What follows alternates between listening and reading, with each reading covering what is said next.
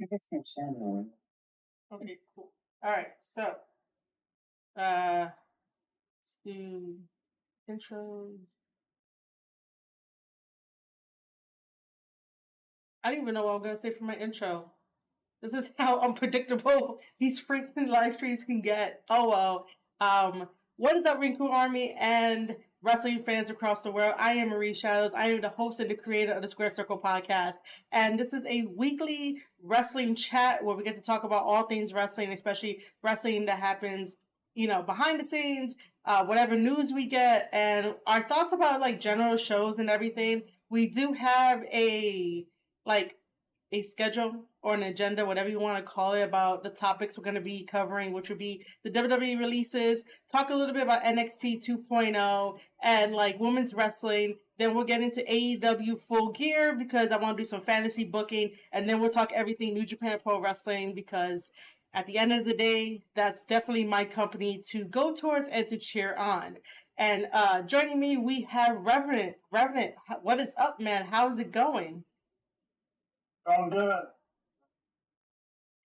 Awesome. Thank you for joining. I know that we're going to begin with the WWE releases, and it's been really unfortunate that people got released from WWE, even though it's really not to be surprised, just because WWE does WWE things. That's what I say.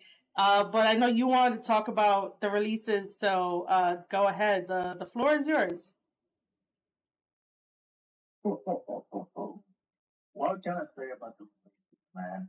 It's still presently until the day a budget cuts, quote unquote budget cuts, and still prevalent. Really, we all know that WWE's going to sell. We all know that Vince is probably going to sell his company. We all know that it could happen. But with what happened with the superstars that were released, that received a one of them, they flee his beautiful bride, Mia Yim, Scarlett Bordeaux, Killer Cross, Nia Jax, it was a surprise. I mean, so many more talented, prevalent people actually getting released. From Eva Marie getting released too. B-Fat getting Taya Valkyrie getting. The whole Taya Valkyrie thing, I did not even see that. I did not even see that coming. Like, really. For a lot of reasons. Do I feel surprised about it? Yes, I do. But what I don't feel surprised about is Jax actually getting released to her next out. I mean, she's had to deal with her next out. Nobody was going to help her. Nobody was going to support her. At the end of the day, she did have a few. She did have a few great matches, and she has has had a few ups on the road because of getting capability because of her being a big girl and everything. But she has tried best in the square circle. But a lot of people need to realize that it wasn't entirely her fault at the end of it. It was just miscommunication.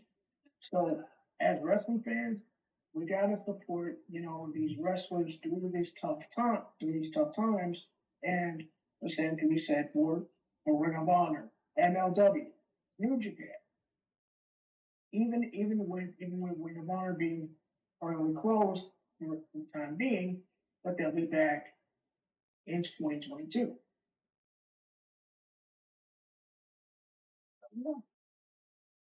Yeah, man. It's pretty shocking at this point that WWE is still making cuts. But hey, Square Circle Countdown, what's up? Glad you're here in the chat. I'm using the chat on my phone for the moment. I don't have like two different screens to like be like, hey, what's up? But anyway, yeah, these WWE releases are like, still shocked to me. Initially, I was like, this doesn't make any sense. Like, why would you release certain people? Like, they were getting the ball rolling with Karrion Cross and Scarlett. So it was like, why would you release them? You were getting the ball rolling with Keith Lee, Eventually, Mia Kim was probably going to come back and do something. So why would you release them? Nia Jax getting released because they didn't want to give her more time for her mental health. It's sort of shitty in a way, but at the same time, it is business, and that's really unfortunate that I have to like back it up with like it's business. But she's one of like your biggest people there that can definitely pose a threat and be good in the storyline. She just wanted, extra time, but I guess WWE didn't want to like pay her for, trying to get back on track to a healthy mental state. Um who else am I surprised by? Oh, Aaron Smith is another one. who? Harry Smith is another. Oh yeah. Harry Smith. But I honestly, when Harry Smith was like, "Oh, I'm at like a dark match," I didn't really see much for him in terms of creative to be like, "All right, what is he really gonna do?" Like WWE has their favorites when it comes to like wrestling families, and like I don't see them pushing, Harry Smith, and then obviously he's gone, and it's like what? Um, her name is BFAB, right? Yeah, BFAB from Hit Row. Yo, BFAB made Hit Row. Like, she helped Hit Row, and I think that like by not having her in the team, it hurts the team in the end. Like I really enjoyed the whole entire Hit Row, them coming out and rapping and stuff like that. Like I enjoyed that. I didn't think that she needed to go. That could have been their answer to AEW's Jade Cargill, because they both look similar, and you could picture the whole world for them, and it's also a clapback to the Acclaim as well. Yeah, even though I'm not really an Acclaimed fan, because I'm like, I gotta hear better bars, but I will give Max Caster his due and his props for the bars he dropped on Brian Danielson. So I will give him that. But other than that, I am not a fan of the Acclaimed. I'm just not. You know why? Because it doesn't come across as authentic whenever they like drop raps and stuff like that. It just doesn't come off like that. It's like, bro, the '90s called and they want their rap style back. Like you need to get like a new rap style. That's just me. Um, Even with me being a part of the '90s, era of hip hop, I grew up with Tupac. I grew up with Biggie. I grew up with LL Cool J and Eminem. I grew up with all these guys that have been long since passed or even coming up. I've grown up with these guys. Grown up with these guys. So pretty much, mad respect to Max Caster and Anthony Bowens and Hit Row as well. I mean, mad props. They're the future of wrestling. To be fair, even if they don't get the respect that they deserve, it's the respect that they need right now. yeah, definitely. So I don't know what happened. I'm trying to make sure that everything across the board is working as smoothly as possible. I am sorry. I popped out like the freaking YouTube chat. We are coming close. We are coming close to to our next to our next proposition of Full Gear, and also we have the NXT, we have NXT 2.0 as well, and we Yeah. also have So New Japan as well. yeah, so we can transition into NXT 2.0, which I'll just quickly ask you, how are you enjoying the product? How am I enjoying that product? How am I? Let me be frank about it. Uh-huh. I've been seeing bits and pieces of it, and let me tell you, it is definitely a step up a little bit. It's a step up because you have guys like Baron, who's the nephew Rick, who's the nephew of Scott Steiner, and the son of Rick Steiner. Now, to be fair, Bronx definitely Bronx definitely has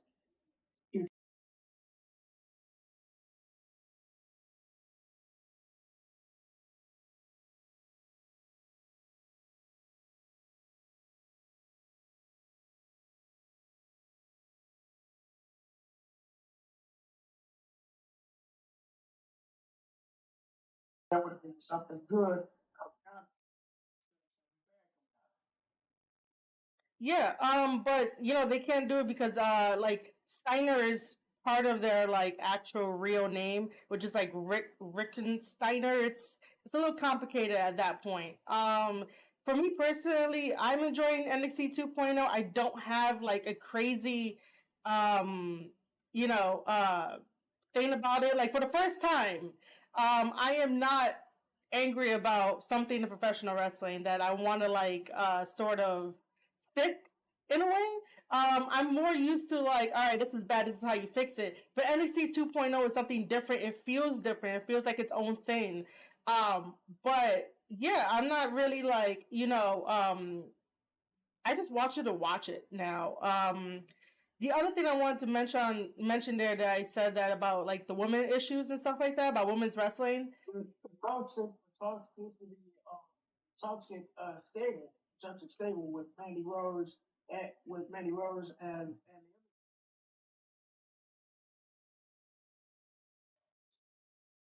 Yeah, I think that it works. But this is just to like address, the anger that's on Twitter, and I'm trying to find the perfect way to like put it. You know, um, First of all, I am like a totally different girl. I think different. I don't take things like very seriously. Well, I do take things seriously. I don't really get offended as easily. I should say that. Um, so just to put it out there for like context, WWE wasn't really into like women's wrestling because throughout the years of WWE, even when in the early days of professional wrestling, women were just seen as like the side piece to a wrestler. They were seen as either the manager, the valet, maybe an interviewer all the way back in the day.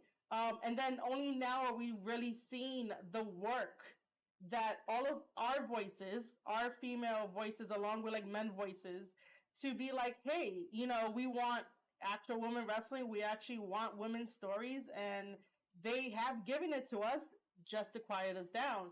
But they have given it to us. That's why we got the women's evolution. But in NXT 2.0, they're doing something edgier to attract fans and views. Because if you're not attracting fans and views, your product is gonna die, and that's the last thing WWE wants.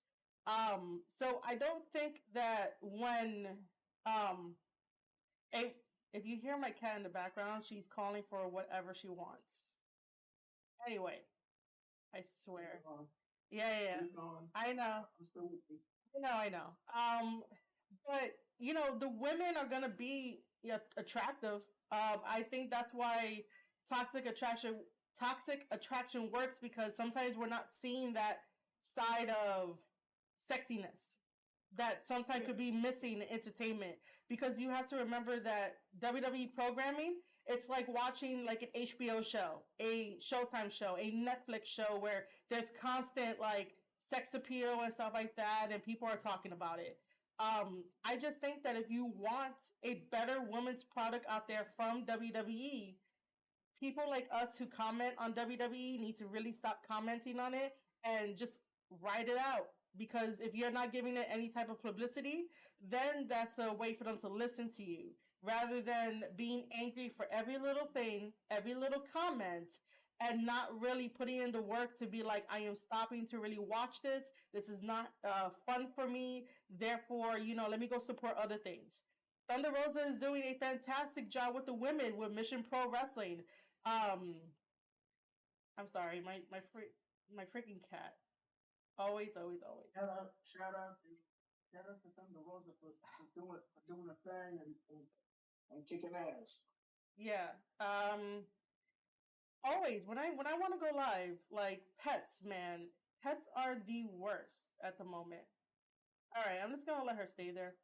Everyone in the chat is gonna be like, "What am I complaining about?"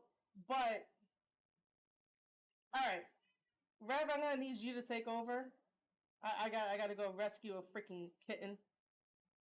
Alright, so with everything that has happened through the wrestling business, we have New Japan Pro Wrestling and Full Gear on deck.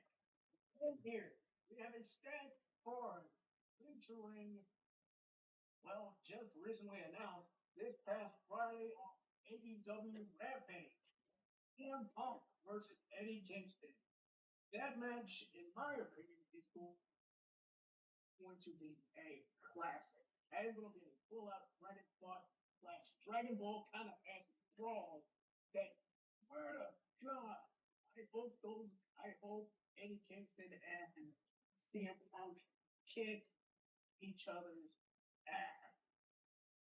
I hope they kick ass and tear the friggin' house down. All right. As for the other matches, what can you say about that, Marie? All right, hold on. Before CM Punk and Eddie Kingston fights. Okay, before we get to that, right? Do you see this creature, YouTube? This creature wants all of my attention. Okay? I told her I was gonna be live streaming, and she's like, "All right, cool, I'll go to sleep." No, this one didn't go to sleep, so I had to go like rescue her from doing something she's not supposed to do. And then now she's meowing at me to be like, "Let me go, let me go." But it's this person. You hear her? She's adorable. But like, I told her that I'm gonna live stream. Can I please live stream? I love you, but I need to live stream. Could you stay there and not be a pain? Thank you. Yes. We got a little pet action, if that makes more sense. Before we move on to that, let me just read the chat because I don't want to forget about the chat. That's weird. All right, so we're gonna we're gonna go up to Square Circle Countdown. Did say Hit Row was unique and different. Their version of promos by singing rap songs was great. I totally appreciate that. Yeah, I totally agree with that. And then he also followed it up with damn shame that they whacked B-Fab before they could take off. Obviously, right? Because she was a freaking future of that. That's why I future endeavor WWE for my countdown. I've had enough of the product. See, be like Square Circle Countdown. Like, future endeavor WWE from your review shows so that way they can understand why people want change. If you're still being angry about it, and I totally get it, being angry gets you views, it gets you clicks, it gets you clickbait. I totally get that. We all need to make a living from doing this. But if you really truly believe in a product that you love so much, sometimes you have to let it go for it to change and for them to get it. If you're still complaining about it, they're not going to change. Square Circle Countdown also said 2.0 isn't hitting for him. That's totally okay. All good.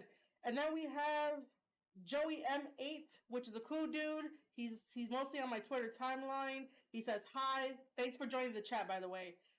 Square Circle Countdown says, "Oh yeah, that's what I did. I'm not watching WWE for now and hoping they get better. Until then, I can't watch it."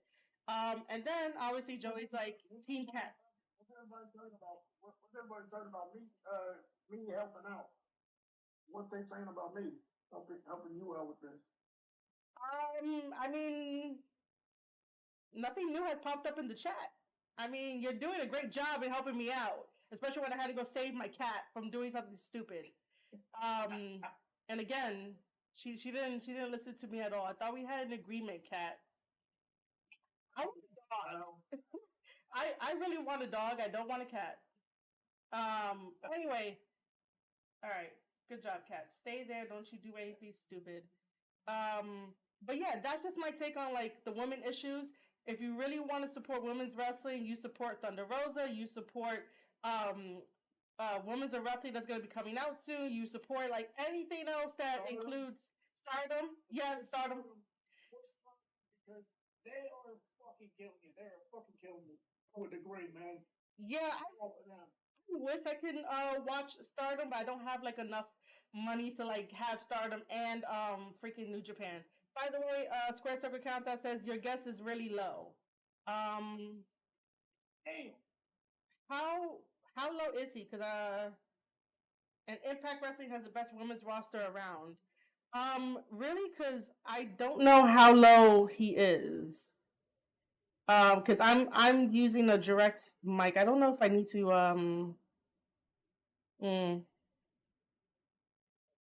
I don't have any break at the moment to fix this. You know what? We are going to take a short break while I fix that. Thank you, Square Circle Countdown, for mentioning that he's low. So yeah, give me 1 second, guys. Um, let me. I let me see.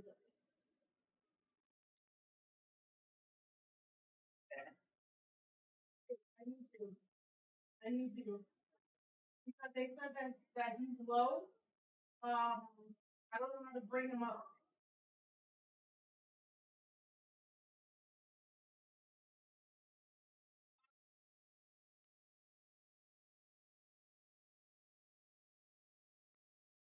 All right, I got it. I know how to fix it now.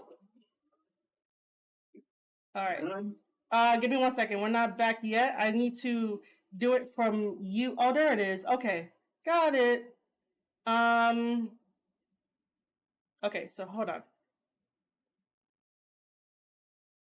All right, so we should be good this time. So I raised your volume, so awesome. Thank you. Yeah. So hold on.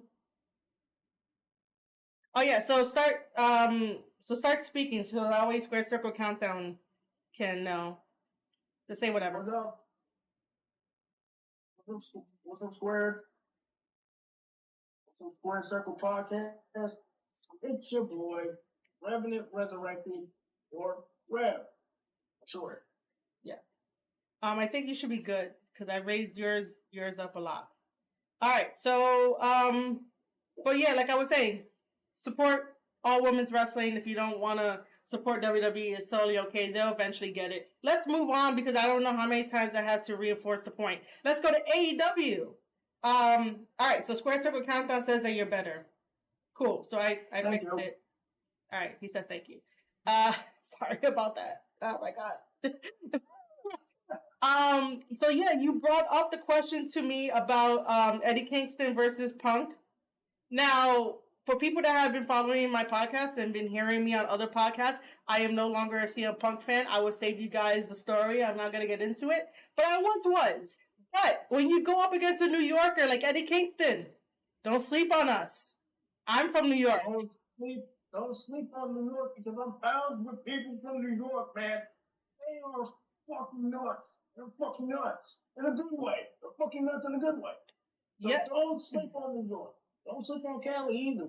Don't sleep on Cali either. Yeah, but for this match, Eddie Kingston better get the win because for some reason, when it comes to AEW and like New Yorkers, when is the last time New Yorkers really got a win? And I'm not talking about the squash matches that Santana and Ortiz will have on AEW Dark. That does not count to me at all. But seriously, where are my New Yorkers in AEW? Like, where are their wins? So Eddie Kingston better get a win over Punk only because I am biased because I don't want Punk to win. And for me, if I gotta be honest about this, it's not from my personal perspective, but this is from me being a guest. If I gotta choose between Punk or Kingston, I gotta go Kingston on this one. See, Kingston for both of us. The rest of the card match, if I can like see it here, we do have Britt Baker taking on Tay Conti for the championship belt. Unfortunately, I AEW Women's Championship. yeah. For my pick, it's still gonna be around Britt Baker's way from Hater and Rebel. It's just a no contest at this point. Yeah, unfortunately I see it as Britt is gonna be retaining it. I think they have someone else in mind to take the belt off of her. I really wish it would be like Thunder Rosa to do it, just because they have like an excellent chemistry going and Thunder Rosa has been putting in the work ever since. Like I I'm gonna have to go with Britt on this one. Sorry, Tay Conti, and sorry to all the Tay Conti fans who are like, love that girl. She's really good, but Britt is retaining that title. I can't see it here. I see we have Brian Danielson and Miro, right? They're fighting, right? Yes.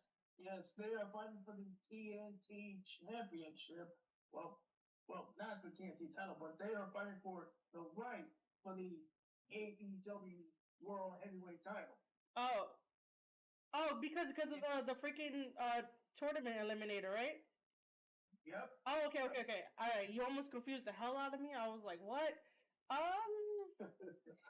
don't know. I do know that Miro has a really good promo. I don't know. What's your pick? Personally, if I gotta choose, because those two have had a great time together because they faced each other before. They faced each other in WWE as their former aliases, their former names. I had to remember that. I definitely Brian because of speed game. So really, I gotta pick. All right, so you're picking. You say you're picking Brian, right? Yes. All right. I'm gonna have to pick Miro only because I'm like, either way for both of them, it's too early for a shot. Just my thing because I want to fantasy book in a little bit, but I'm gonna have to go with Miro because of the size, power, and strength. And then I see we have FTR versus Lucha Bros. Do you have any backstory on this to catch me up? Man, for that, they actually got, and this is for FTR. They actually got the AAA tag team titles a couple of weeks ago. From the Lucha Bros because they were paid. Not just by Andrade El Idolo, but they were also ordered by MJF to take the titles off the Lucha Bros. So honestly, it culminated with not just the animosity, but they wanted the AEW tag team titles back. So with that being said, the Lucha Bros finally caved and gave FTR a chance for the AEW World Tag Team titles, and I gotta put my money on Lucha Bros retaining. I gotta put my money on that. Oh, okay. So wait, the Lucha Bros are still tag team champions. Yes. Okay. Still tag team champ, and the AAA tag team champ are okay. FTR. Got it. I'm gonna probably just go with Lucha Brothers retaining as well, only because, I mean, what's the point of giving it to FTR? Like, I love those guys. Those guys are really great in the ring, but ever since they lost to the Young Bucks, it basically like I just lost interest. Just so you know, I will get to everything in the chat after we're done with the predictions and stuff. We're almost done with that. We have MJF versus Darby. Again, another one where I'm like, why is this happening? Why does it need to happen? Like, why do these two need to cross paths? But I'm just gonna quickly go and be like, it crossed paths before, and literally this is before AEW. It's before AEW before, so really with them, we all know that both of them hold countless victories over each other. It's just the tip of the iceberg. Even with Wardlow being at MJF's side, and even having that goddamn Dynamite Diamond involved, MJF is gonna win. I have no earthly idea if Sting's gonna be able to, come out save his face painted butt. man, I'm just gonna go with MJF and call it as that. Like, it's just one of those things of like, why do we need this? Exactly. I don't know why we need this. And then we have a tag team match of the Super Click versus Jungle Boy, Luchasaurus, and Christian. Yep. I guess. I'm basically going with the Super Click because really they gonna cheat. Yeah, they are. They are gonna cheat. I guess I'll go with Super Click as well. Like I don't really care. I really don't. Next is the Inner Circle versus the freaking American Top Team. I don't give a shit about this. No, no, I don't give two craps. I don't give two shits about it either. I'm just, I'm just picking Inner Circle just to end this damn feud. Just to end this damn feud. Yeah, which by the way, if AEW actually did listen to the fans, right? Dan Lambert would not be in a square circle. As much as we complain and we're like, yo, you could use that time for women, for developing women's segments, whether that's backstage, in the ring, or whatever it is. If AEW actually listened to us via Twitter, like he says he does, he would have not had Dan Lambert and American Top Team doing this whole shit. Because it's like, to me, I look at it like he's trying to attract UFC fans as well to get that casual viewer to watch wrestling. When all UFC fans for years, they're like, yo, you watch some fake ass shit. So why would you want to get UFC fans over to like the wrestling side? Like it makes no fucking sense.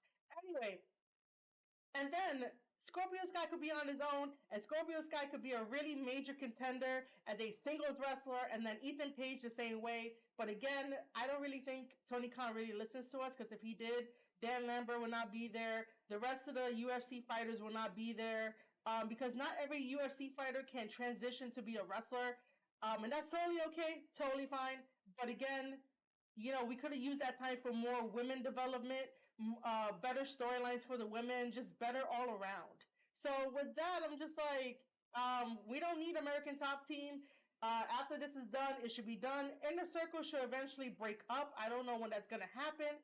But yeah, that's just my take on it. Like, I really don't think Tony Khan really listens to us as he says he does, because Dan Lambert is still there. Um, Before we get to the main event, let me go back up to the chat to read stuff on Square Circle Countdown. Unless Corey, not Corey, unless Rev, you wanna interject. My brain is moving too fast. I apologize. Nah, nah. Honestly though, you're not wrong. You're not wrong about everything. You're not wrong about the predictions. You're not wrong about about the Dan Lambert thing. And I mean, literally, Dan Lambert hitting home, with the millennial thing, and me being a millennial myself, but me living with my family for a lot of reasons. But this is mainly me because I'm not just lazy. I'm just thinking of a positive, more constructive way to handle things if I'm in the real world. Okay? People need to stop judging. People need to stop judging the millennial generation, which is our generation. First off, stop saying that we're lazy. Stop saying that we're lazy and we don't do anything. I mean, yes, we do have lazy traits, but at least I'm one of the millennials that actually has a brain and that actually knows what the fuck he's talking about. Even if it's fucking dead. I don't care. Yep. Just very, I agree with all of that, dude. I really do. Because sometimes, you're not lazy for the fact of like not doing anything. Sometimes people develop and go at their own pace rather than at the pace of everyone else, I may do things a little bit more quicker than like Rev does, and Rev may do quicker things than I would do, like this is how we're all different, yet we all have the same goal of trying to be better for ourselves and trying to make the best out of like life. We don't need Dan Lambert to fucking like poke the bear and be like, oh, you guys are all lazy, you're this, you're that. Like, don't be condescending. Like, AEW was supposed to be like inclusive and like make you feel good. It doesn't feel good when someone is saying condescending shit to you when they don't know you, and you shouldn't really take offense to it. But at the same time, like it shouldn't be the focus of every single promo that he comes out to. The only good, especially if it's not satire, going back to like NXT 2.0, we have Gacy, right? Is that how you pronounce his name? Yeah. Okay. I think so. Yeah, so you have him, right? He's doing the whole like woke type of gimmick to like make a safe space for like the ring and stuff. That's all satire. The reason why I'm not upset at him is because I know it's satire and it's making fun of everybody on Twitter that like wants to be woke and wants to like help at every fucking second. Dan Lambert, on the other hand, is like, you know that shit is not satire. You know somewhere deep down inside that like he feels that way. You know, and yeah, that makes promos a little bit more believable. But again, AEW is supposed to be fun. Dan Lambert's segments with the MMA with wrestling crossover is not fun.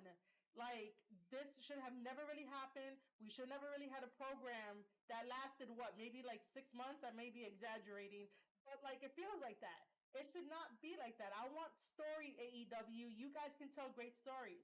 And by the way, if you ever need a writer, you can just contact me. My DMs are always open. I always gotta put myself over because that's what I like.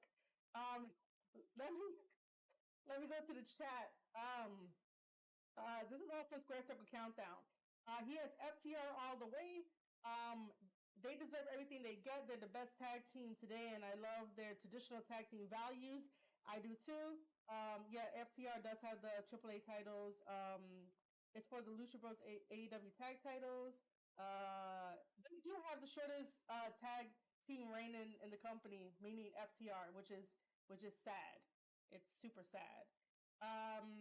Let's see. Square Circle Countdown picks Darby for the win against MJF. He picked Super Click, just more heat on them. He picked Inner Circle for the win, and he's also over the MMA wrestling crossover. And yeah, and I agree with Square Circle Countdown that realism is always better. I totally get that, but don't like take it to the extent of yo, we should uh be condescending to everybody. Like, no, I'm there to watch a show to escape a shitty reality for like 2 hours, and you're gonna criticize me and say condescending shit like my mother would. Nah, we ain't fucking doing that shit. This is why Dan Lambert doesn't need to be in AEW. Anyway, let's move on. I have a special I have a special question to you, Rev, because I asked this on Twitter, and it kind of got like a really good reaction for it. So the question is, right? I'm gonna set it up because you know how we have this whole story of Hangman and Kenny, this whole entire story going on, right? So the 1 year story. Yeah. Story. So everybody is like, if they give the belt to Hangman, it's predictable. If Kenny Omega cheats to win, it's predictable, right? So here's my question. What happens if Hangman Adam Page cheats to win? If that happens, knowing that, with the Dark Order's help, pulling a classic. Even if you just toss the belt to Kenny, causing causing a huge distraction, thus rolling his ass up for a 3 count. It would still be great. It would still be great TV. It would still be great for the pay-per-view. And for what it's worth, if I gotta put this over for a lot of reasons, because literally Hangman deserves a chance at the AEW World Title, but even still, with him winning the Casino Battle Royale, the Casino Ladder match, literally making sense of that. But because of that, it was originally supposed to be Christmas. Originally, since the partnership had fell through, it was done. So yeah, we just had Hangman. So I see Hangman absolutely winning, even if it means like cheating. Cheating. He's still gonna clean victory. Still gonna clean victory nonetheless, even if it involves cheating. Yeah, I only posed that because everyone was saying the predictable stuff. Well, Hangman has been going through all these obstacles and, feeling very doubtful and not really confident until, like, not so long ago. And I think that, like, He's just like me. He's just like me. He's just like me. Not confident, not confident, anxious, you know, drinking till he freaking pukes. Oh, no. This this is what I usually drink because I usually drink it till I pass out or completely give up on myself. But to be fair, I'm different from Honda. I'm different from Adam Page. I know what it's like to be that millennial who's cautious about it. So pretty much, this is for every millennial that's listening, and this is for our friends listening as well. Never be cautious about anything. Always, always go for your dream. Always do your best. Always make the best choice that is right for you. Even if it's the hard one. Even if you're helping your nieces and nephews, even if you're helping your family out, just do the best you can. yeah, I mean, that's definitely the most that anyone could do, anyone can ask for. But like I was saying that the only reason why I asked that question on Twitter is because everyone is looking at the predictableness, but no one would ever think Yeah. that Hangman would cheat, and I would pose that because after all the shit he endured, you sort of wanna like cheat the cheaters because you learn from your mistakes, you learn from your loss, and you're like, oh, these guys are not gonna get the one up on me, and you can be sort of sneaky with it.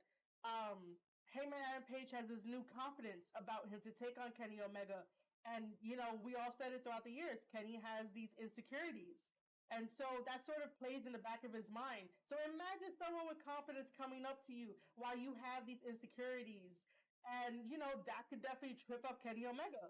And if it does, Hangman better take full advantage of it, whether he has to cheat or not.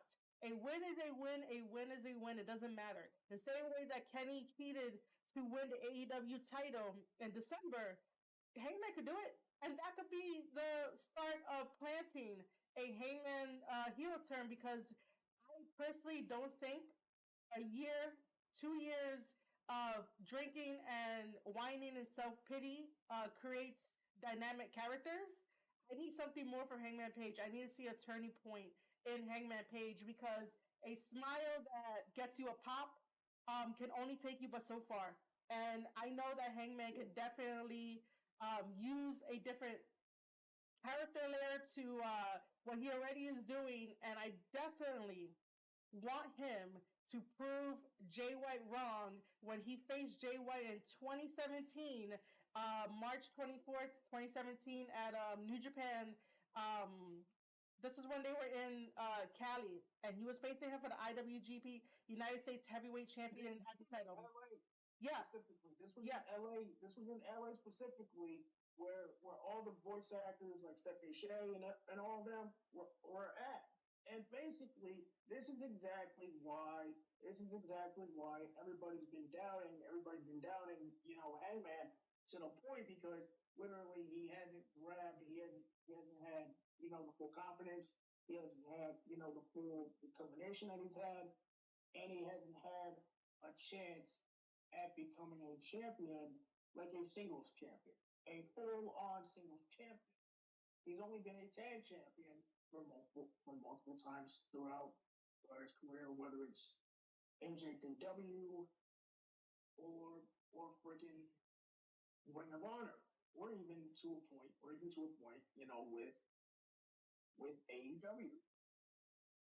yeah. And so, during the back and forth promos that they had for like the press conference, Jay White destroyed the shit out of Hangman Adam Page. So this is why I'm saying, and this is why sometimes AEW fans can get a little blinded and a little annoying because it's like Jaded, a little bit jaded too, a little bit jaded. I guess when you talk out of turn and they get offended. I just don't really like use that term a lot. For someone like me who's been watching professional wrestling for like the longest and accomplished things in the wrestling business, like I know what I'm talking about. And when I follow things, I know what I'm talking about as well. So like Hangman has all these obstacles put in front of him. He obviously did not defeat Jay White to get the IWGP US title at that time, but they had an amazing match. But just the fact that Jay White would say certain things to him, which are fact, of him, being in Cody's shadow, being in the Buck shadow, and all this stuff that was happening with him, because essentially it does look like Hangman plays second fiddle to like everyone else in front of him. And so, with all that experience leading up to Kenny Omega now in 2021, this is why I would advocate for him to just cheat a little bit to prove all of his. All that animosity, Yeah. animosity can prove to be dividends because honestly, living off those shadows and living off that perspective can get you so far. Yeah. Even if you have to go to the dark side. I mean, trust me. I've been going to that dark place in my own head for years and I've been doubting myself, but I've been using that to my advantage. Even if I represent the Bullet Club, even if I represent the Dove Club, for a lot of reasons. And yes, the Dove Club is a spinoff of the Bullet Club. So basically, shout out to my buddy Eric Hemer, shout out to Tama Tonga, respect for Bullet Club and respect for Dove Club all around. Yeah. So, that's all I'm saying is that because Hangman has been through all of this stuff, in the back of his mind, it bothers the hell out of him. So all I'm asking is for, something small. It doesn't have to be a really big cheat to win in your face. It could be a very small cheat to win, small, all puns intended. Just because of, I want him to have more character to what he's already presenting us. I don't think drinking a beer after every match is very helpful in terms of story, in terms of development. Yeah, sure, Austin did it, but it was a different time, different era. I guess I'm gonna say that. But other than that, like that's the one question I posed about, what if he cheats? Now let's go to some fantasy booking. What happens if uh Adam Cole, right? What happens if Adam Cole turns on Kenny Omega and sides with Hangman Adam Page? Because we can. If that happens, that is retro freaking shit. That is retribution because I've actually been playing this scenario in my head. I've been playing this scenario in my head ever since Adam left the Ring of Honor for WWE. Like really, planning revenge is a dish best served cold. Yeah. So think about it, AEW fans. If you're watching this and you're an AEW fan, back in the day in Ring of Honor, right? So Kenny Omega at the time was over in New Japan Pro Wrestling. He was representing the Bullet Club and taking on. I think this should have been the time he was taking on like Okada and like the really awesome like series he had. It should have been around that time. Wow, in the States, you have Adam Cole and the Young Bucks, and they formed their own team.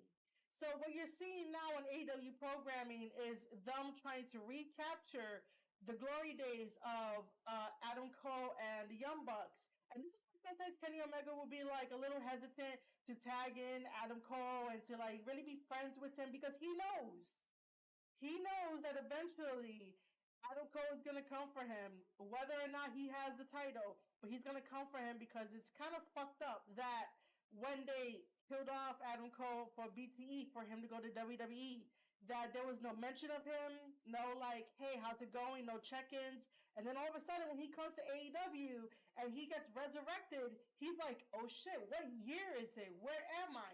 Oh, I want to talk to Hangman Adam Page, and the Young Bucks stop him from doing that. So, what's not to say that someone shows him the clip of him dying and being like, what the fuck happened, right? This is where story comes into play, and I know that the Young Bucks and Kenny can tell a wonderful story, but it's not really hitting because everything else that's happening in AEW is such a huge fucking distraction that I'm like, yo, I can't focus on like one story that I want to love. And this story, it will be like really great and it'll take like one of the awards, but just wait until Full Gear comes. Whether Hangman is cheating or not, or Adam Cole is going to strike hard and strike fast, and then just turn on everybody and be like, he's in it for himself. Definitely. Definitely. Yeah, that's like the only like fantasy booking I was gonna be having with like AEW, because honestly, I want the Hangman and Kenny storyline to be done because I followed it for a very, very long time. And no, AEW fans, it did not start in AEW. It started all the way back in 2016 to 2017 when Ring of Honor had the partnership with New Japan Pro Wrestling. So please do not come into my mentions and be like, oh, it's only AEW. No, the world is bigger than AEW. I just had to get that out there. Like, the world is bigger than that, guys. Like, let's move on. There's clarification for everybody who's in the chat, and there's clarification for everybody who's on Twitter, who's on Facebook, who's on Snapchat or Instagram. Before we move on, Square Circle Countdown said it's weird that Bully Ray said it's too early for Paige to win the AEW title. One day, and I hope you guys are listening to this and you watch this, throw my name in the hat so that way I could like be a guest with Bully Ray and David and like help them out with some booking storylines and decisions. See, I get where Bully Ray is coming from, where he says that it's too early to put the belt on Heyman Adam Page. The only reason why I would agree like 15% of that is because when Hangman took the time off to have his son and be with his wife, again, congratulations that you're a father, there was no poking of Hangman Adam Page through Kenny Omega through promos. So when he comes back, that fucking momentum is dead, even though it's not. But technically it's dead. And I'm like, yo, you should have still had like some jabs in your promos, Kenny, to, make people remember. That's the only reason why I understand where Bully Ray is coming from. But I'm done with this. I need Hangman to have the belt, and I need the next chapter or whatever to really happen. So a lot of people said that, oh, grabbing the belt is bad omen. Oh, grabbing the belt is bad omen. We get it. We get it already, guys. So shut the fuck, please. Shut the fuck up. But you do know that grabbing the belt is a WWE thing, which again, when AEW is like, yo, we're gonna get away from WWE and we're not doing WWE things, what do? Hangman holds the belt. They switch it up and do WWE things. Yep. And no one believes me. No one fucking believes me. Or they don't want to listen to me. It's okay. Anyway, Square Circle Countdown says Hangman and Omega. Oh, wait, hold on. Hangman and Omega storyline has been a slow burn. Which, by the way, I don't mind slow burns. Don't think I don't like it. I like slow burns, but shit, give me some more, man. Like, don't just put out crumbs. Give me at least a breadcrumb so that way I could be like, all right, cool, I'm satisfied. Paige, what? Even as a nerd who watches anime, come on. We need a good balance here. Come on. Exactly. Paige was made for this moment. Yes, he was. But again, I wanted Kenny to still have some jabs in his promos towards Hangman so that way that momentum does not drop off. That was the booking's fault for not building a storyline in his absence. Yes, 100%. And grabbing the belt was famous in Mid-South. Yeah, I know that. I know that part. Yes, it was. I know that part. So with that being said, let's talk about New Japan Pro Wrestling, which is definitely one of my favorite companies to watch and just talk about because I understand story there. So New Japan Strong and New Japan Power Struggle. Let's talk about it because shout out to the commentators at New Japan Strong. Shout out to the whole roster. Shout out to Tama Tonga. Shout out to the Bullet Club. Shout out to the fucking Dog Club. And shout out to wonderful host, Alicia. Yeah. So did you thank you for all that. Did you manage to watch Power Struggle? Yes, I did. Oh God, like this first. Even just looking at the results, like, what the hell did I just look at? I mean, come on. Even just looking at it is crazy. All right, so you wanna go first and just tell me your thoughts and stuff like that, and I'll jump in. Oh, oh, oh, Jesus Christ. Where the fuck do I begin? Where the fuck do I begin? Where do you want to start? We could always start in the middle, work our way backwards. I mean, I skipped some matches, but I skipped like the first couple of them because I wanted to see the trios match and like beyond. Well, let's start with the trio match. Let's start with the trio. Let's start there. All right, so go ahead, man. What's your thoughts on that? Swear to God, that is quick, fast paced, a lot of tags in and out, and really a lot of good storytelling to be had. And swear to God, we know that a lot of those guys are definitely going to be top contenders for any title, whether it's the tag titles of the heavyweight division or junior division, or even going for the U.S. title, or even the butterfly heavyweight title, which is kind of fit. Are you really calling it the butterfly championship title? Really? Not to mention the WWE, uh, dumbass, dumbass way of saying the Divas title. All right, man. All right, back to the Sexual title.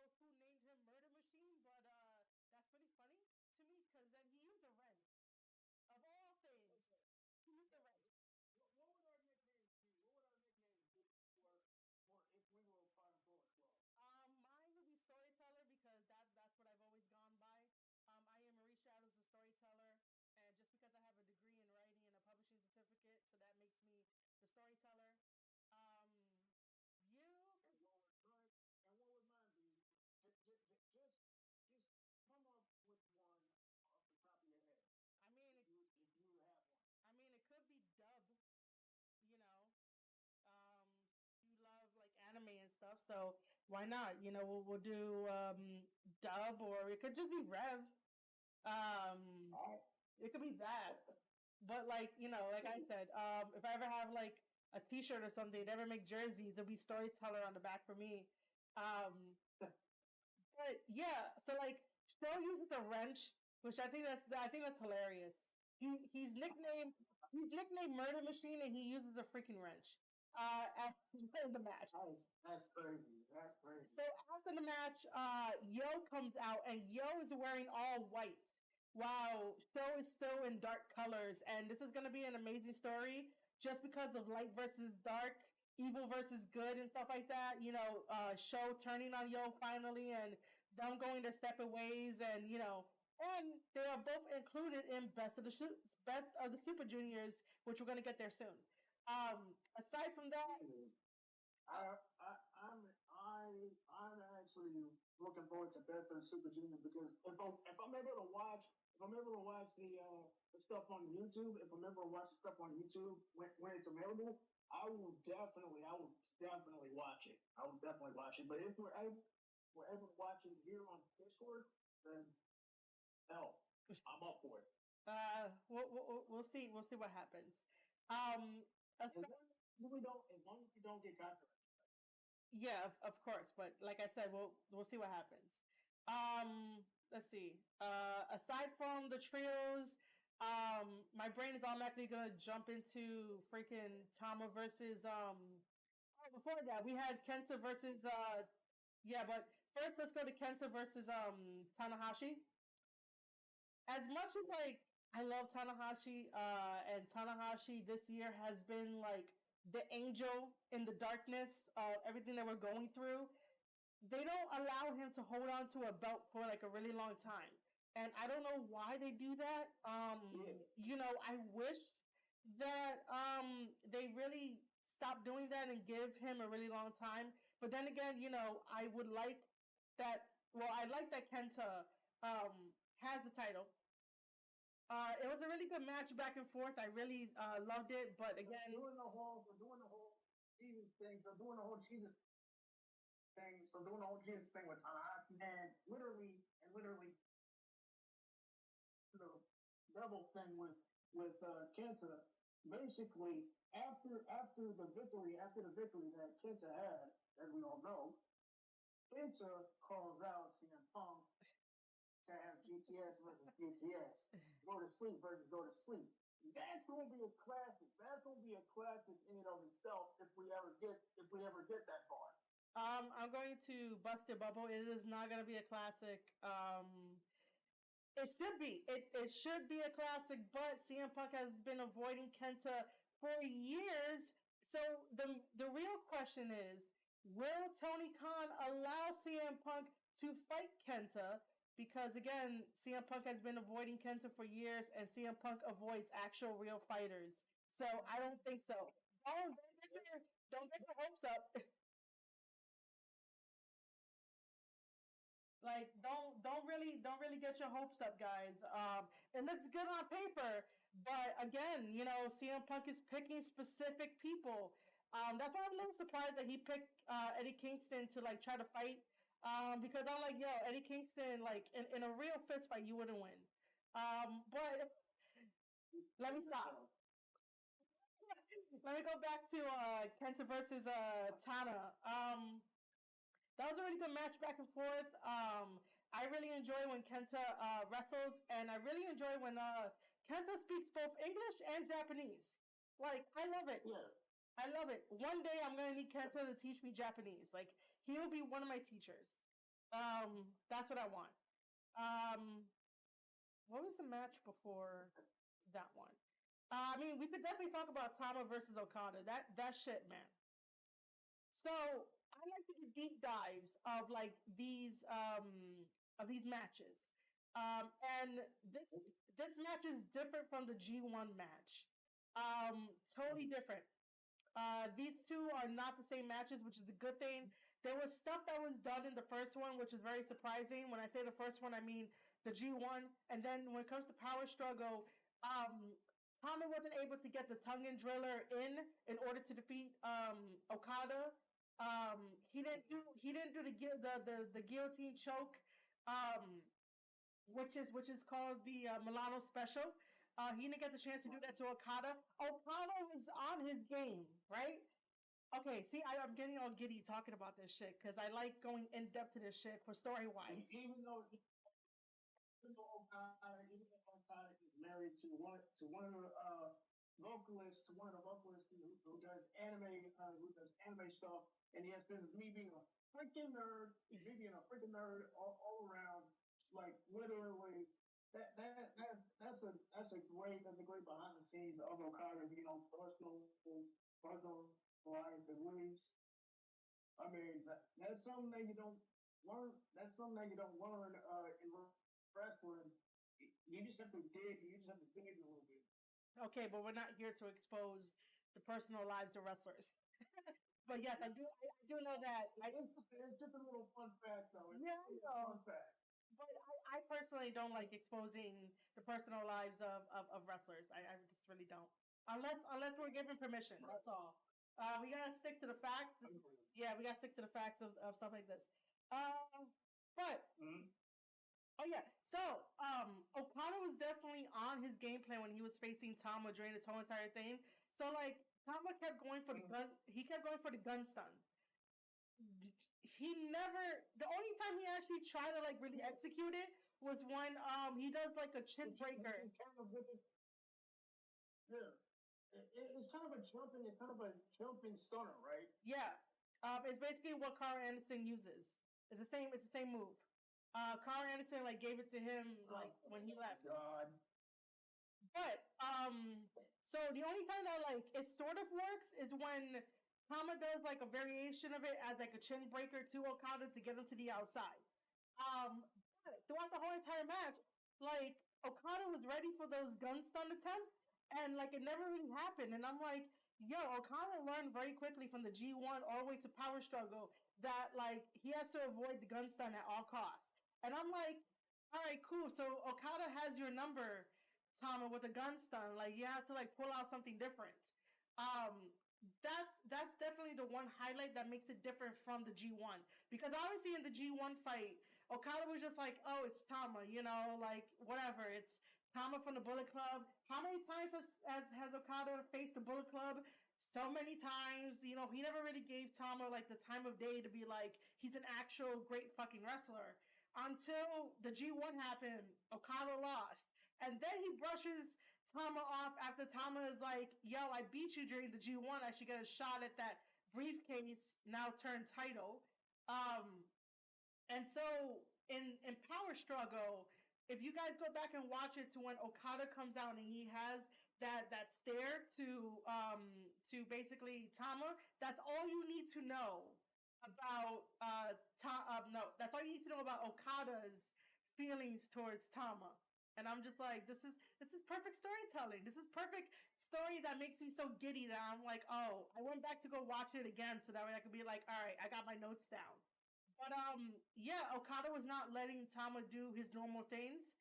And then I think the one thing in the match that Tama sort of like fucked up on was that while Okada was on the outside, he went back into the ring to be like, you know, the good guy to let the count out happen. But then the Bullet Club mentality switched on, so he went out. He did a suplex to Okada, went back into the ring, and the count restarted. And I'm like, you know, Bullet Club, I've always praised them for using the outside environment to their advantage. They are one of the best in the business that are very destructive, and they know how to use it.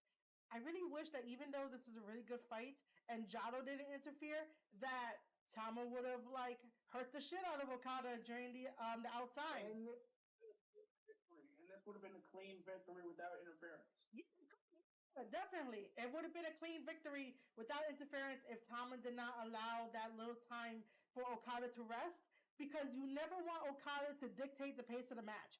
If he dictates the pace of the match, yo, you better somehow trip him up and like take advantage, because that's it. Or else you're screwed. Yeah. You're screwed like that. Or else you're screwed. Okada is definitely a master at this game, at like professional wrestling and all that. Like this is why he's the golden boy and like the top tier. But again, like if you have him dictate the match, like he was dictating the G1 match until Thomas started pulling out tricks that like we don't really see him pull out. And that's like Okada's probably like, oh shit, Thomas actually good, you know? But you know, I really enjoyed the hell out of this match, and I will have a podcast episode strictly dedicated to the differences between the G1 and Power Struggle because it deserves all that praise and like all that kind of stuff. But yeah, when I'm serious about it, so like these are like my notes that I take for this stuff that I'm really passionate about things like that. Um, and then we Genius level intellect, genius level intellect, and also a casual, anime nerd. That's what you are. That's what you are. thank you, man. I appreciate it. I really like my whole goal in the business, after like WWE let me go and stuff like that, and me having this podcast. I still think outside the box to try to help professional wrestlers in any possible way. If professional wrestlers are stuck on their character, like my DMs are open if you ever want to like bounce around ideas and stuff like that to like get to the next stage of your character. And it's okay if you don't, but to help wrestlers get themselves over is the one thing that like one of my goals to just get them over because I love this business so much and I can look at things differently than what the casual fan would tell you at like a meet and greet when they're like, hey, your match was awesome. But I'm the one that's breaking it down to be like, this was good, this was good, this is good. Make sure you focus on this because if not, like, your opponent is going to take advantage of it. And if he's willing to take advantage of it, or if she's willing to take advantage of it, then you gotta do something too to like get the one up on them, right? Like it's a two-way street. It's a dance. Professional wrestling is a dance. It's one of the best sports that I love. And if I didn't have professional wrestling, I would be writing novels. That's about it. And then I'll be boring. But I'm clearly not boring now. Um, Nah. okay. The main event of Power Struggle. Yep. Shingo versus Zack Sabre Jr. Yo, Oh. yo, that match was amazing. Shingo has so much power that I'm like, this guy is so great, man. I'm happy that he is IWGP World Heavyweight Champion. And he represents like New Japan like crazy and represents LIJ. From start to finish, it was really a good one. Zack Sabre Jr. is good. And there's obviously no question about it. Um, he's definitely a technical wizard. I really enjoyed it. That's like a 5-star, 6-star match, and it's definitely like match of the year contender. I don't really have notes to really go in depth into it, but you guys need to really watch it to watch that one.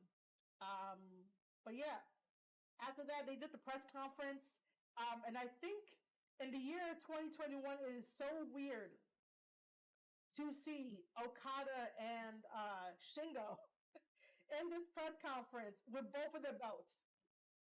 Because Okada is like, yo, I want the G1, but I don't want a briefcase. I want the championship title. And he brings the version 4, the belt we all love, from home. And he's in this press conference with Shingo. And I'm like, what is happening? This is going to be the undisputed, and I'm saying this for me as a wrestling fan, this needs to happen. The undisputed IWGP World Heavyweight Championship. Make that match happen.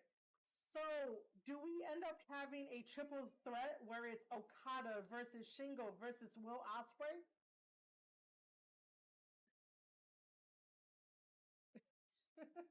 Let's do it.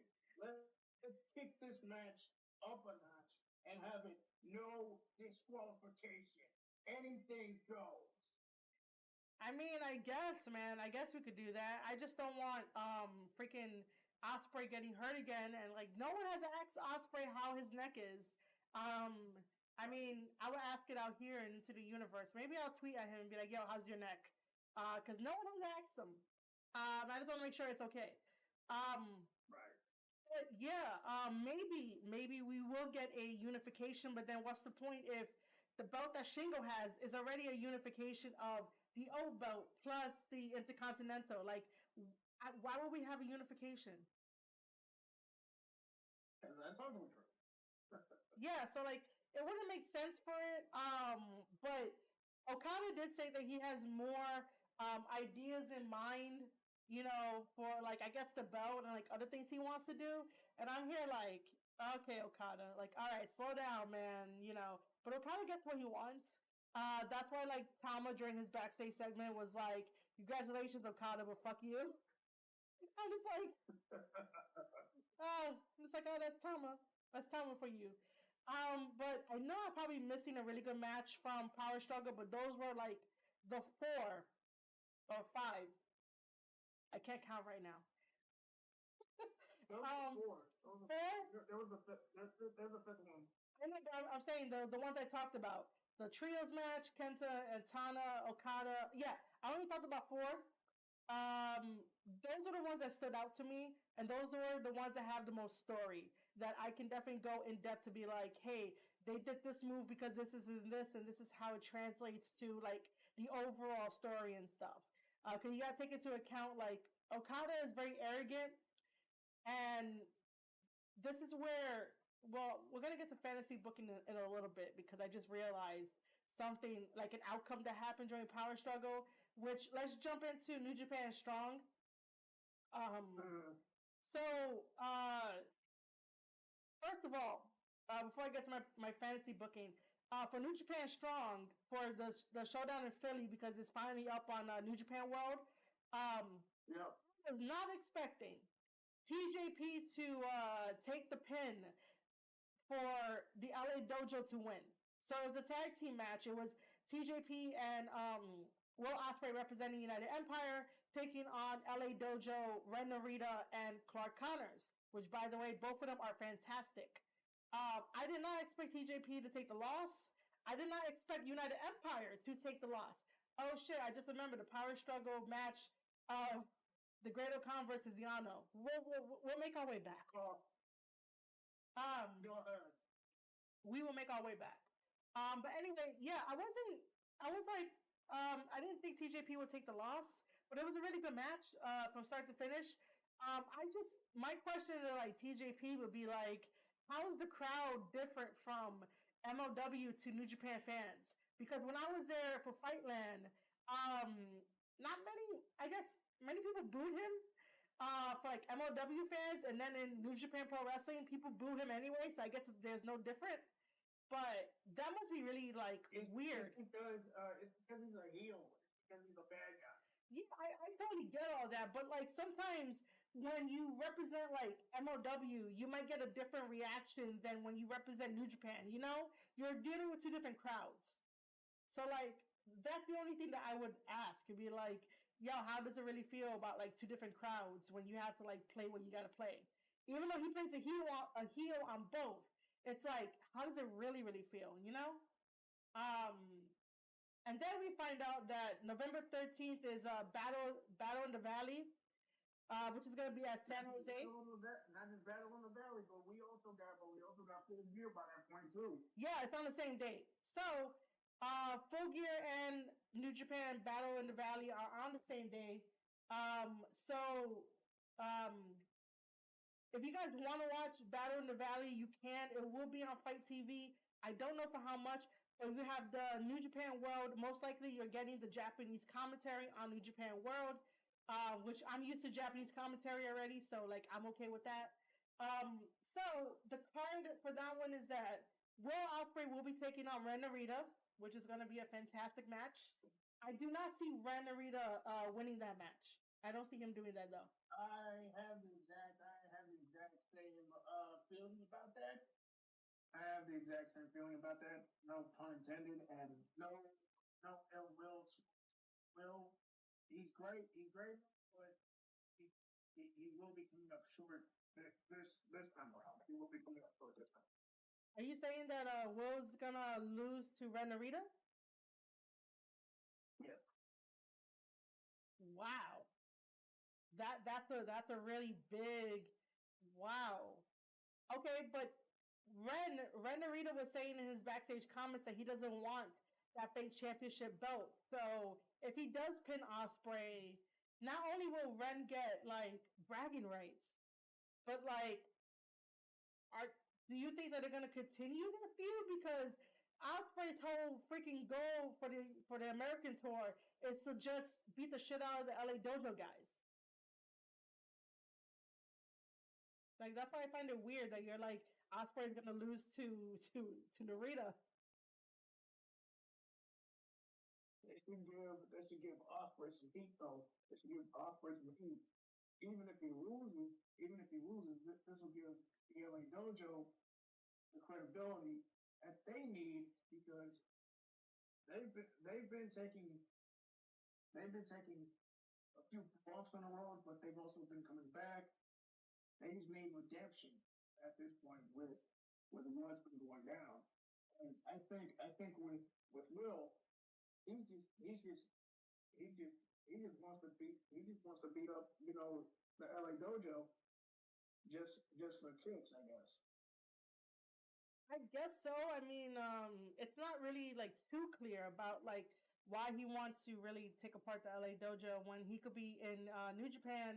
He could have been He could have been in the G1. You know, he could have faced Shingo, and they could have had their thing of like, yo, who's the real IWGP World Heavyweight Championship title? But Osprey's out here representing Strong and all that kind of stuff, having like a lighter sort of schedule in a way, even though like wrestling is not really that easy.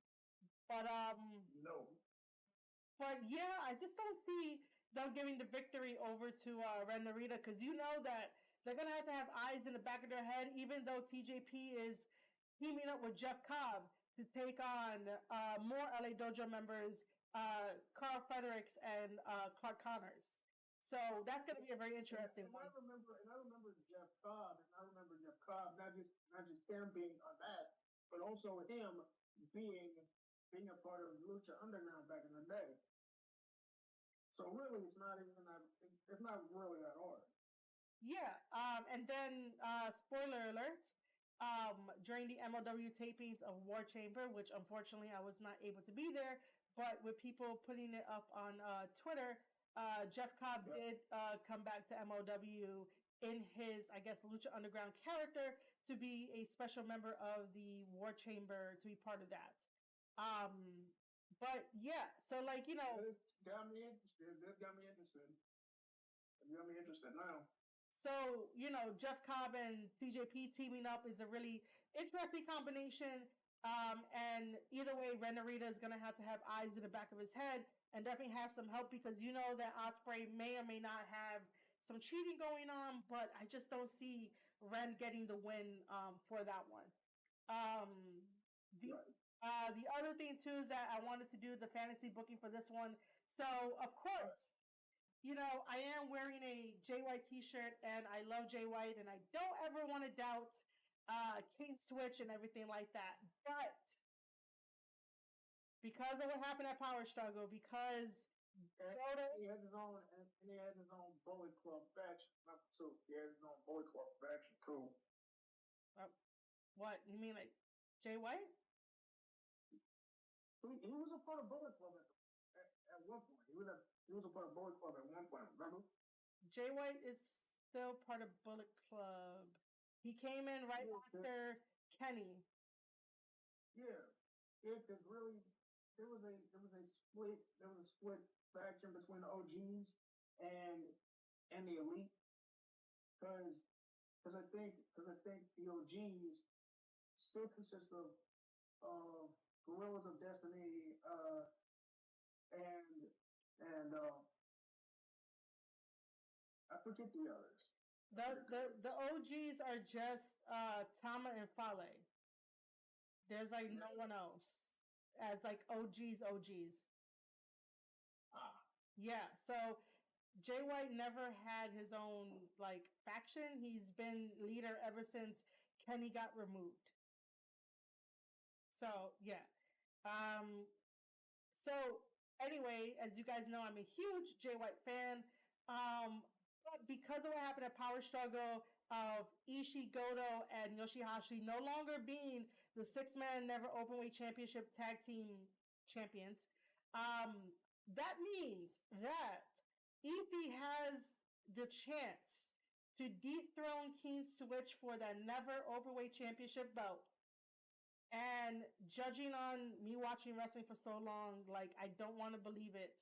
And if it does come to Ishii taking the title off of Jay White, there's probably going to be some dissension, and Jay White is definitely not going to take the loss very well, and he's going to start blaming people. And this is where my fantasy bookie came into play, because before, with the whole thing of Jay White giving certain comments about there's way too many people in Bullet Club and that people are going to need to start like cutting people, and how like Tama was like trying to remind him of like, yo, you should actually be here and be a leader and all this kind of stuff. The back and forth banter. I think eventually we may have, and this is just me fantasy booking, eventually we're going to have Jay White versus Tama, only because I saw some similarities between Okada's arrogance and what he was doing, and how Jay White has something similar along the lines of Okada. This is why they're two alpha males and they can't really get along, because they really are similar if you really look at it. So I think eventually we'll get to Tama versus Jay White. And the only reason why I'm saying it like this is because I'm very hesitant to really put that out there into the universe, because I'm not sure exactly if that's a good idea, if that's really going to happen. But I do know now that because Ishii is no longer a champion, and he's going against Jay White for the never openweight championship title, which, by the way, I'm really tired of Jay White versus Ishii, because they're very special guys. They could put on special matches. I just don't want them to run their course, and they ran their course and whatever. I just think that when it comes to Battle in the Valley, Ishii is probably going to take that belt off of Jay White. And I don't know what's going to happen. He's got to. Why? I mean, literally, it's probably for the best.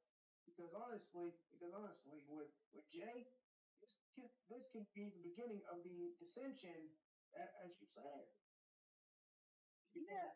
We've been hoping for this. We've been hoping for this. Well, I don't want Bullet Club members to fight again. Like, I hated the whole fucking Bullet Club Civil War we got in Ring of Honor. And by the way, I don't think Cody ever fucking needed a Bullet Club. Like, that was fucking stupid. He should have never been in the Bullet Club. But I don't need another Civil War. Like, I love these guys too much to like have another Civil War and go through the fucking emotional heartbreak that was part of the first one. I was Team Penny all the way.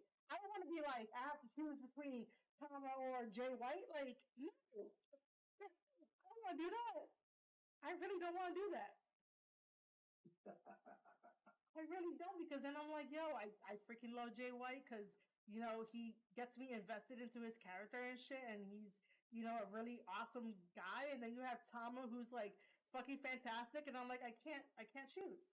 So this is why, like, I was saying it the way that I was saying it, because I don't want it to be true if it does happen to be that way. But then again, if any of them listens to this, like, they could always adjust. Yeah. But I really don't want that. I wonder what the comments. I wonder what the comments are going to say about this. Eventually we'll get. No one has really commented much yet. But it's okay. On the replay, people will probably leave a comment. Which by the guys. Oh my god, my brain. This is why it's live, and I have no edit button. If you guys want to leave a comment, leave a comment. It'll greatly help us out. But other than that, like also for Battle of the Valley, we have Juice Robinson versus Moose. It should be for Battle of the Valley. Battle in the Valley. I don't see Juice. I don't even know if it's for the title, but I don't see Juice taking the title off of Moose. That'd be interesting. It would only.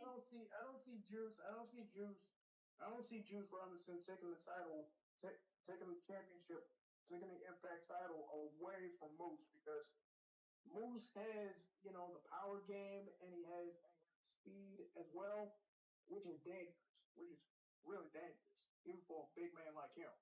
It is. He was doing it. I mean, during his promo, just about last week or so,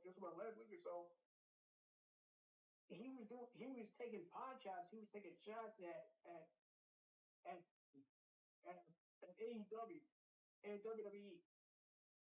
Like really, even with the speech impediment thing, to his character, it works. It works. For a lot of people, for a lot of people saying, with Moose, having the credibility that he has because he was a part of.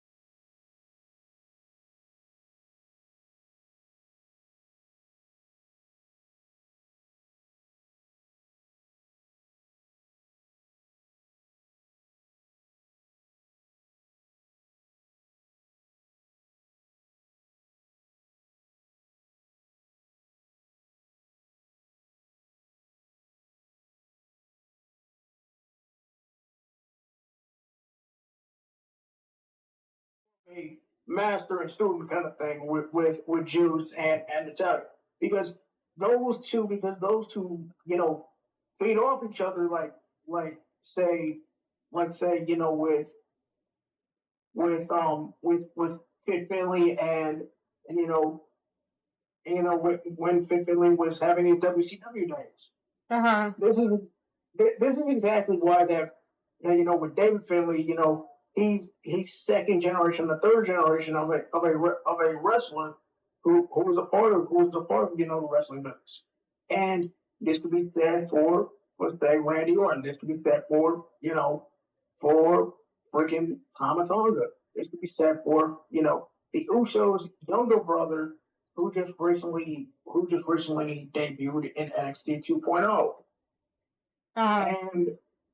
And literally to that point, we have second generation and third generation. We have second generation and third generation wrestlers who are a part of NXT, who are a part of New Japan, who are part of Ring of Honor, and who are part of Impact Wrestling that need to branch out more and that need to have great matches, whether it's dream matches, whether it's hypothetical matches in fantasy bookings, whether it's just championship brands that need to be pushed a lot more or pushed a lot less. Whether it's getting annoying, whether it's getting good, whether it's getting stale or not. We don't know yet. Yeah. I just thought that was like a very wholesome picture and stuff. So whatever happens, obviously I will be like in support of whatever happens. We'll see what happens.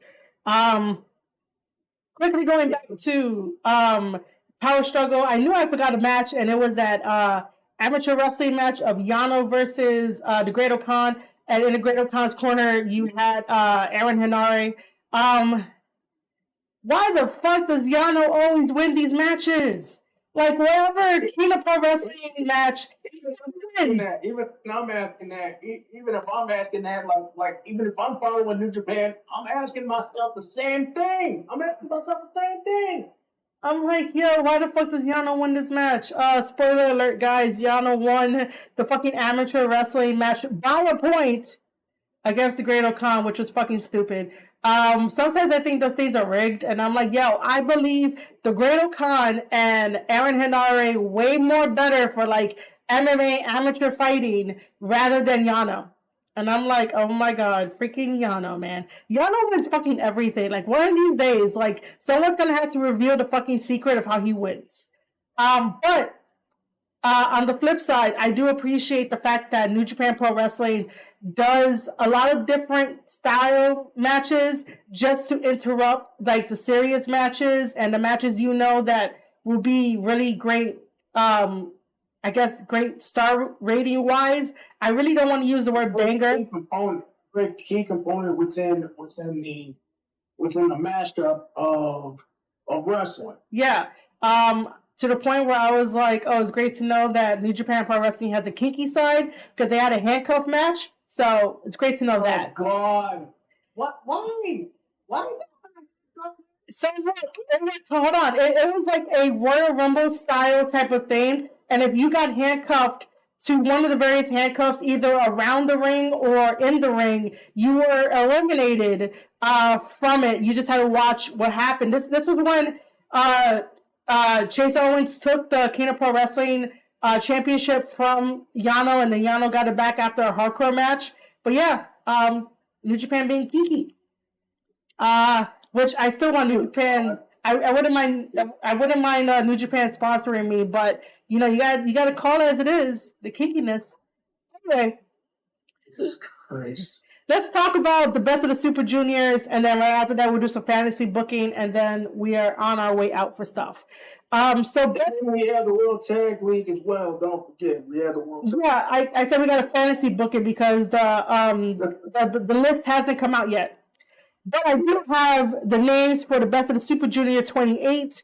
So we have Taguchi, Master Wado, Robbie Eagles, Yo, Hiromu, Bushi, El Desperado, Yoshinobu, Doki, Ishimori, El Phantasmo, and Sho.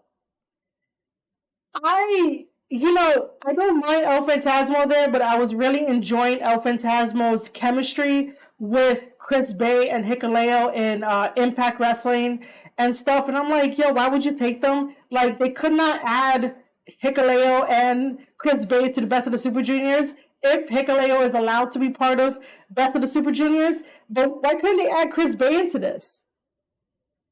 Yeah, like, really? the finesser, man. He's a good dude. He's a good dude. Come on now. Which, by the way, he has fit perfectly into Bullet Club, and I really enjoy that Chris Bay is there and more of his personality is coming out. Like, it's a really good transition. The only thing that I am really interested with is Yo versus Show, just for like the story wise and stuff like that. Yeah. So hold on, we have Corey B Elite. He just came into the chat. Yo, what's up, man? How's it going? And obviously, I didn't say what's up to Vortex. Vortex, you're amazing. You know this. I love you either way. Thanks for always being in the chat and everything like that. And you're learning about wrestling. You're gonna be like, wow, this is a lot to take in. Robbie Eagles styles his hair like an eagle, which is kind of interesting. I was noticing that during Power Struggle. I was like, yeah, your name fits. But then again, he did betray Bullet Club, so I gotta joke on him. Yeah, I was just hoping that we would have got like fresh names in Best of the Super Juniors, but I understand that they were probably like pressed for time in order to do it. But yeah, I'm probably gonna be watching every match, maybe give you guys like some feedbacks on the match. But I'm definitely looking forward to Yo and Show. Any other comments you want to make about Best of the Super Juniors? Man, I hope this turns out to be an instant classic, because from the past Super Juniors that we've had from at least 2018 till now that we've had, it's been nothing short of amazing. Because the only two that I've missed were 2020 and 2019. Yep, and with that, we're just gonna fantasy book World Tag League. I did not create anything for it, but I do know that I want the Gorillas of Destiny in there. I do know I want any form of the United Empire. So that means once Jeff Cobb comes back, I don't know if we're gonna get Great-O-Khan and Jeff Cobb, or Jeff Cobb and Hinare, or Hinare and the Great-O-Khan, but as long as my boy Hinare is in that World Tag League with either Jeff Cobb or Great-O-Khan, I am happy. Just because, freaking Hinare was over in New Zealand for like a very, very long time. And even though he was training for his comeback to wrestle in Japan, like, I finally get to watch him wrestle again, and like, I'm very happy about that. So I need him to wrestle. I need New Japan to actually like use him. So any form of that. Let's see what other tag teams I can think of. Oh, obviously, House of Torture is probably going to be in that, just because. Yeah. So that means it's probably going to be Evil and Usual, because Show is in Best of the Super Juniors. House of Torture need to come back. They need this W. They need that W. But they're already 6-man tag champions. I don't know if they really need the W. Right. I would give the W to like a new tag team, maybe like the United Empire. I'm like leaning more towards the United Empire. Tom and Laura have been fantastic. They're 7-time tag team champions, so like they can always make it 8. They're always like going to be the best. Yeah, because they matched the tag. They matched the tag of the Usos when it comes to Edge and Christian. But they matched that tag title. Oh, okay. I mean, I said the Usos because they tied the Usos at 7. Yeah, they tied with that because remember, it's family versus family. Come on. Even though it's different islands, man. It's different islands, but it's still family. Still family with those guys. Come on now. I mean, we know that. I would go with God. I would go with the best. Maybe, right? Maybe the reason why Chris Bay and Hikuleo may not be in Best of the Super Juniors. Again, if anybody wants to correct me on if Hikuleo can be part of it, you guys can, because I don't know the weight limit. But imagine if New Japan is like, hey, we need Hikuleo and Chris Bay to come over for World Tag League and be a tag team. Like, I would lose my shit. I would be like, this is great to have them come over and be part of World Tag League. Who else is on the roster? Oh, obviously, it got announced that Naito will be in World Tag League with Sonata. Naito did not need any surgery on his knee. During the G1, he landed very awkwardly when he was facing Zack Sabre Jr. And even though he finished the match, he still needed a little bit more help getting out and getting to the back. But he did not need any surgery, but he will be seen in World Tag League with Sonata. Let's see, who else do we need? Maybe it's gonna be Goto and Yoshihashi. Part of it, Yeah. you know. Man, these are the guys that like are really doing the rounds and stuff like that. Mhm. I don't know. Can you think of anybody else that you want to be in the World Tag League? Ooh, man, how about we have pretty much?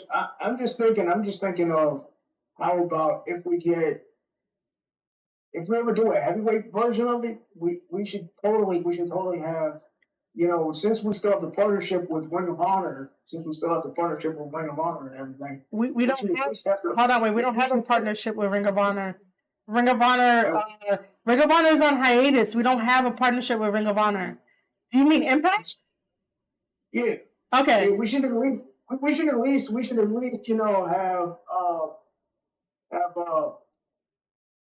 at least have Jason Alexander and Petey Williams. We should have those two. Petey Williams accepted an offer from WWE to be a producer, so he's not with Impact at the moment. Yeah, so you mean Josh Alexander and whoever else that he wants to have? Yeah. Yeah, I mean, I would love to see some Impact guys be part of World Tag League and stuff. So that would be really nice. Maybe I should sit down and be like, yo, this is like the fantasy matchups that I want. So yeah, ladies and gentlemen, if you want to give your comments, predictions, fantasy booking about who you would like to see in World Tag League, make sure to drop a comment. That would be very great. So I will, interact with them and be like, yay, boo, or nay. But I'll be like, oh, that's really interesting. But yeah, that does it from me and everything else. Do you have any closing comments in general or anything? But my closing comments is for everybody who's commented and for everybody who's supporting Marie shows, keep doing your thing, and for everybody else who's been a part of this whole thing, keep doing what you're doing. Always follow Marie Shadows on what she's doing on Twitter or even Discord for that matter. And with that being said, you can catch me at Revenant R on Twitter. Pretty much, if you do have Facebook, just catch me as my real name. It's Brandon Parks. If you just want to talk, that's fine. If you want to catch me on Instagram and talk, just catch me on Punish Reagan 426. And yeah. All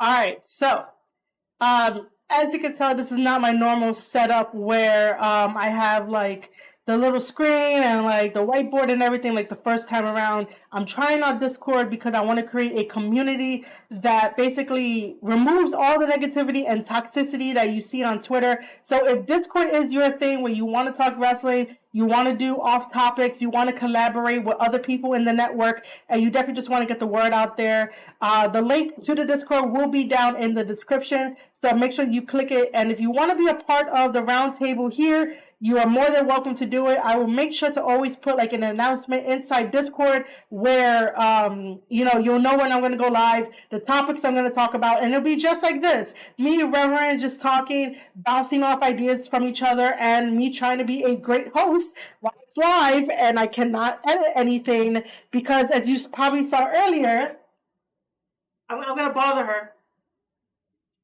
I'm going to bother her because she was bothering me. So this is live and unedited, and here's my cat again.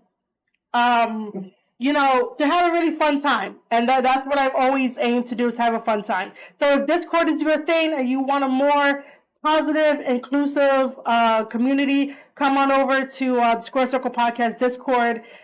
This was just really great. I wanted to talk about wrestling topics for like a really long time, especially like this past week because it's been piling up. But again, I do have individual podcast episodes. So with that, if you enjoyed this video, make sure to hit that like button, leave a comment, hit that subscribe button, and also the bell notifications. And if you guys want, anchor.fm/Square Circle Podcast is for all regular podcasts with no video. And then there's Patreon and everything else. Again, all that stuff will be down in the description. I really don't want to make this a long ending, but I really highly appreciate everyone in the chat. I highly appreciate Rev for hanging out with me and just talking wrestling. And just stay tuned to my Twitter at Maria_Shadows to know when I'm going to go live. And with that, ladies and gentlemen, I will see you guys on the next one.